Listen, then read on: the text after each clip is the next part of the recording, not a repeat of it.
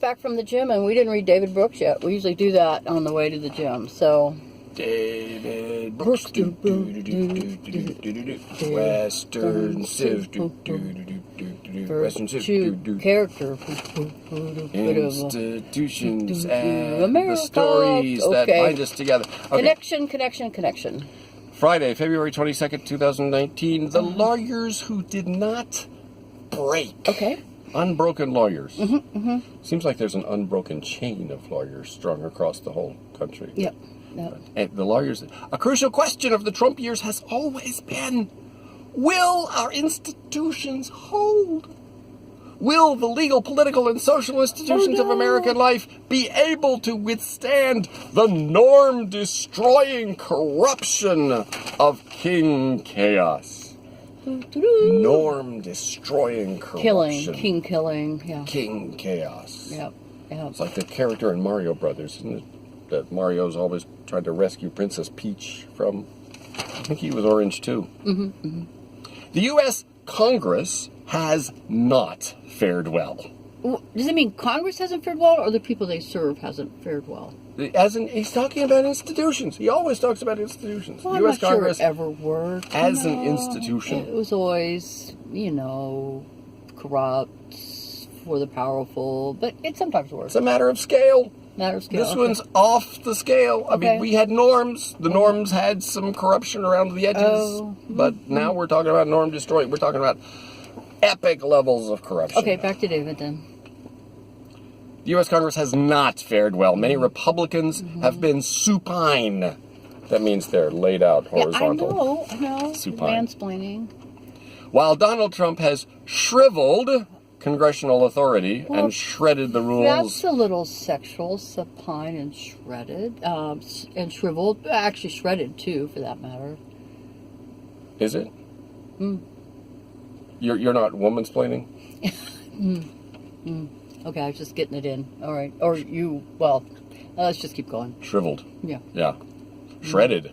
Yeah. Okay. Okay, moving on. Shriveled and shredded. Stuff fine. The American legal system, however, seems to be holding up pretty well. For whom? I'm sorry. Well, who did you want it to hold up for? Everyone. Yeah, well... And the little dogs, too, Right, well, it's holding up about as well as it ever did. That's Back what to he's norms. saying. Back to norms. Norms. Norms, ands. Right, so Bombs. It's like the guy who walks into Cheers and everybody goes, norms! Okay, norms. Yeah, and they welcome him. We welcome norms. Sometimes you want to go where everybody knows your norm. Robert Mueller is a solid rock in the face of waves of calumny. If anything, the investigators of the Southern District of New York seem to be picking up the pace. These investigations are being led, it should be noted, by Republicans. It happens, Yeah. Yeah. Some of them have integrity. Oh, come on. Well, no, really. Some of them Don't do. be a tribalist. Some of them do, though. Some Democrats do. A few, yeah. Eh? The SDNY, Southern District of New York, investigation seemed to be zeroing in on the $107 million Trump inaugural extravaganza. From the hints dropped by the subpoenas, one gets the impression that the inauguration was a shambolic grab fest. Back with the S words. Nice. Just shambolic grab fest. So what are we at? Supine, shriveled, shredded, and shambolic. And grab fest. Okay. My precious. Precious norms. My precious norms. A grab fest in which people with money tried to turn it into power, and people who suddenly had power tried to turn it into money. So which is it that they want? So if the people with power turn it into money so that they can turn it back into power again? It's a snake eating its tail. Her tail. Yeah. Well, I guess they want both.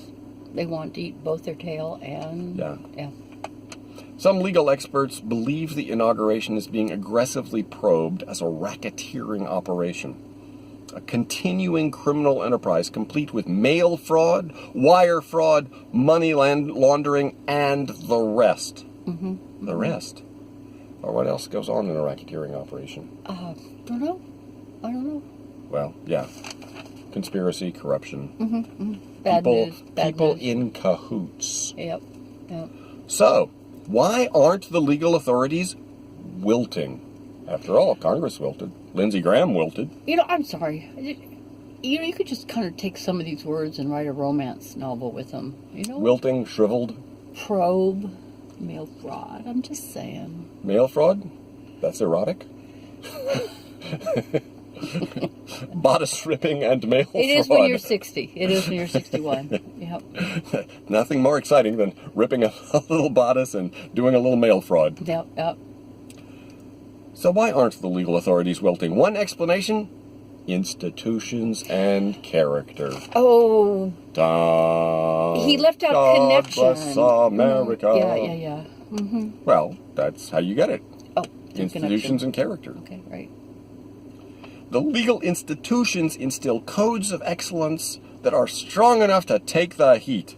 The people in authority have enough character to live up to those codes. Mm-hmm. So, you're getting a couple of chicken and egg circles going. Mm-hmm. Does the money cause the power, and the power cause the money, and you got that loop going, and now you've got this. Does the character help build the institutions, and the institutions then help shape the characters? So, it's this hermeneutic circle. I don't want to distract you, but an American crow just landed in that tree over there. So I'm going to keep my eye. I'm keeping my eye on the God bless the American crow. I'm keeping my eye on that. Yeah. Yeah. The head of the SDNY office is Jeffrey Berman, a Trump appointee. Mm-hmm. Happens. Berman has recused himself where that is appropriate and pushed ahead where that is appropriate. The people on his team are famously independent professionals. Berman is the guy that Trump made a phone call to see if he could be installed at the head of all of this. And he's recused himself, as David says, where appropriate. Let's just pick one to illustrate the type. Just one. The man Berman chose to be his deputy, Robert Khuzami. He chose the deputy. But he didn't. He did choose the deputy. He did choose the deputy. That's right. But he didn't choose the sheriff. Yep. No. Yeah, Trump tried to choose the sheriff. Yep. Khuzami was born in Brooklyn. You cannot understand the Trump presidency without understanding the resentments and cultural geography of the New York boroughs. Who can understand the New York boroughs? Their motto is you got to figure it out yourself. You can't understand the Trump presidency without understanding the resentments and cultural geography of the New York boroughs. However, you can't understand the Trump presidency even if you do understand the resentments and cultural geography of the New York boroughs. But, okay, so, anyway. So, the idea is Brooklyn resents its status. Okay. Is in Manhattan's shadow. So, Khuzami was raised then in Rochester. Okay. According to a 2013 Times Deal Book story, he was born into a bohemian family with ballroom dancer parents, a muralist sister. She paints murals. Yeah. Not a mural. Not like a mirror, like the bird. And the crow is still up there, by the way. And a drummer brother. Well, the crow wants to hear about this drummer. Yeah, a drummer brother. They joke that Robert is the white sheep in the family. Because, he turned out straight, narrow, and Republican. He began college at the State University of New York in Geneseo before transferring to the University of Rochester. He supported himself as a dishwasher, bartender, and overnight dock worker. He went to Boston University Law School, and his career took off. Boo! To infinity! And beyond. And beyond, okay. Khuzami has served through 3 separate intense investigations. In the 1990s, he was part of the team that prosecuted Omar Abdel-Rahman, the blind sheikh who led a foiled plot to blow up the United Nations and other landmarks. Now, is that how you say it, sheikh? Sheikh, yeah. Sounds like a drive-through or something. Right. New flavors today.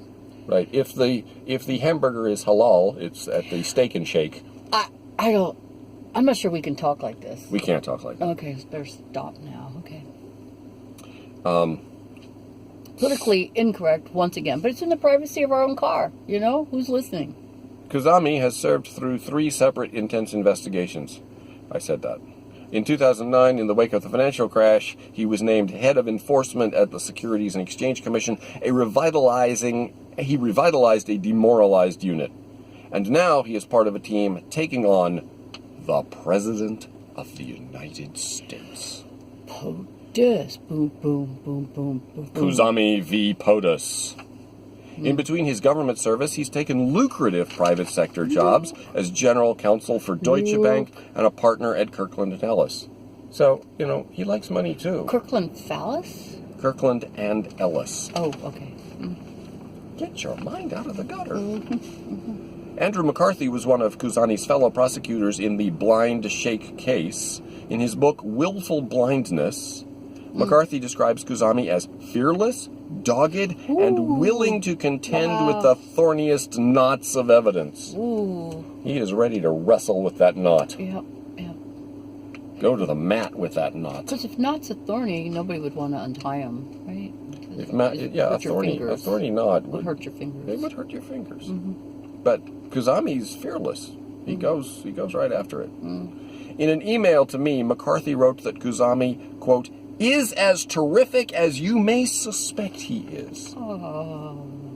That David must have written this email, and Andy McCarthy is replying, and in David's first email, he must have indicated how terrific he thought Kuzami was. Honey, you're just as terrific as I think you are. I'm sorry to hear that. Didn't come off quite the same way.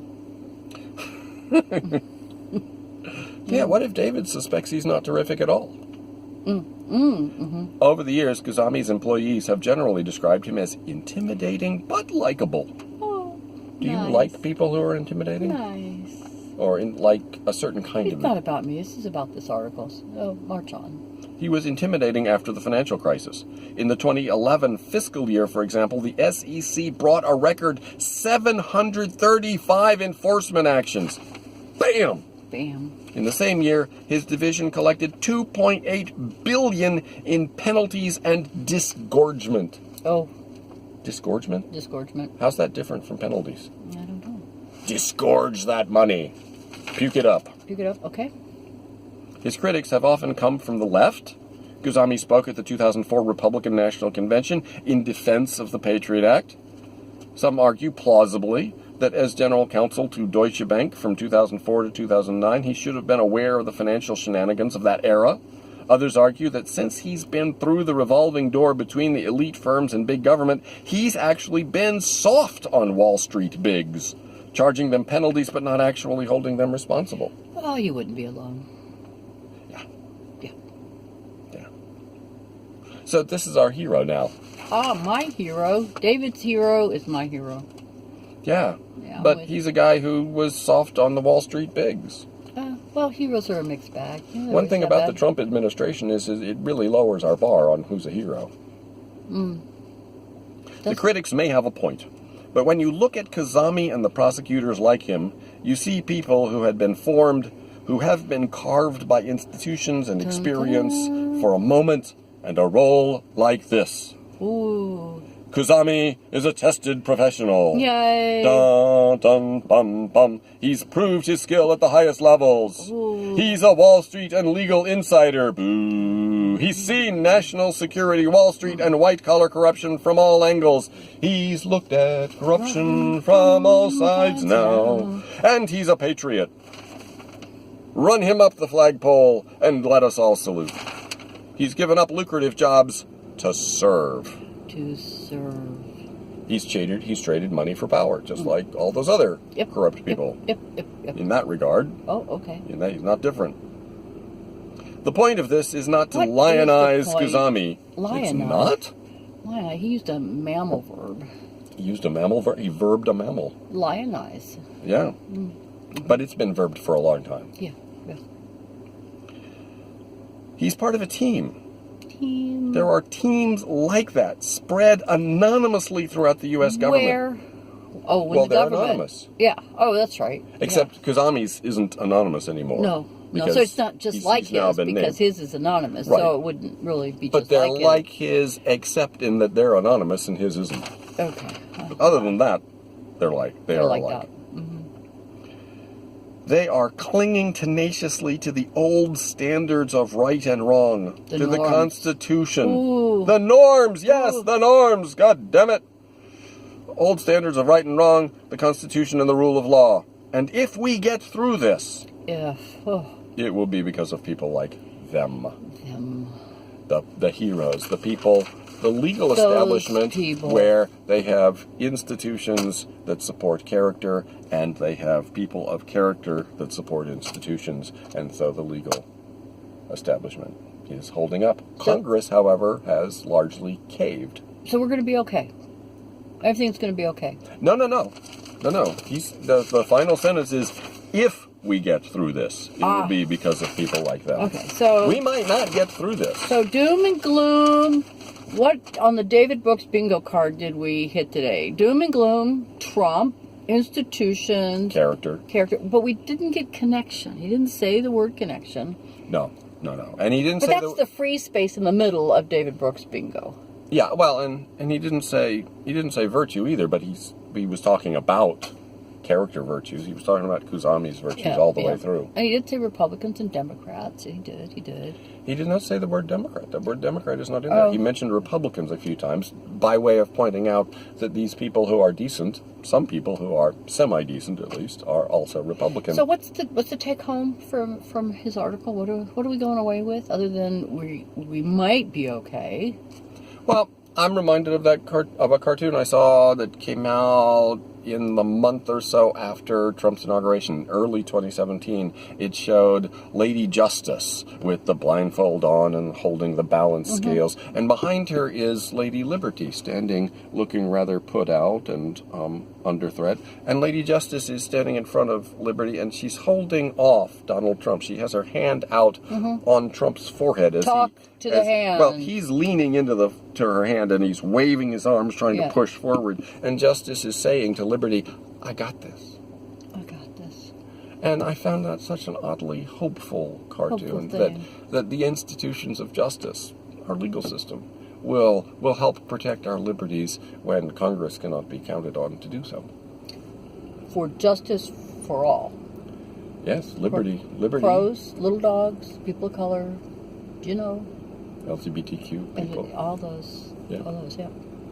Okay, thank you, David, for your sermon for the day. Are we home yet? We've been home a while, dear. There's no place like home. No place like home.